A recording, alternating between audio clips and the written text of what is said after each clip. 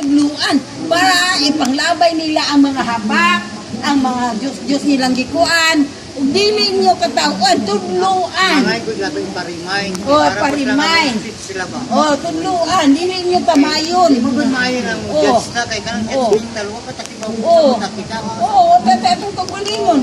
Pertita manaway. Akong kagulingon nagbuhat pa ta, nagsunod pa ta sa sugo sa Dios. Ako gali akong kagulingon. Lord, ako imo mangyud ko. Andam ta mga ayo pasaylo. Itugot mangyud ko nimo nga ako magtulo ning mensayon na magkasala ang gyapong Ginoo.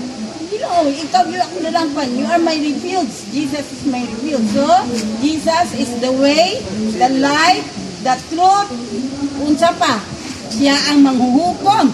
Siya ray mo judge na to. Unsa na ta? Kung mudangog ta, unsa sa Ginoo? Mudangog ta, musampitan niya. Iya ta, pasayloon o kaluyan.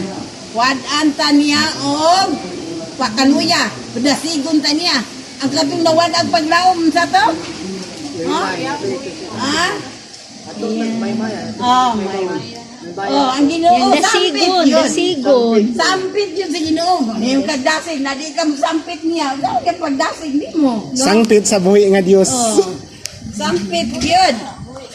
Unsa may Dili buti? sa larawan. Dili, espiritu atong Ginoo. Oh, kana, sorry. Ha? Kay buhi siya dili sa atong lawas, siya atong templo. No, nakasabot mo? Ang Ginoo nga espiritu nagaubanan na ninyo na ara sa inyong kasing-kasing hantod sa katapusan sa kalibutan nga inyong edad.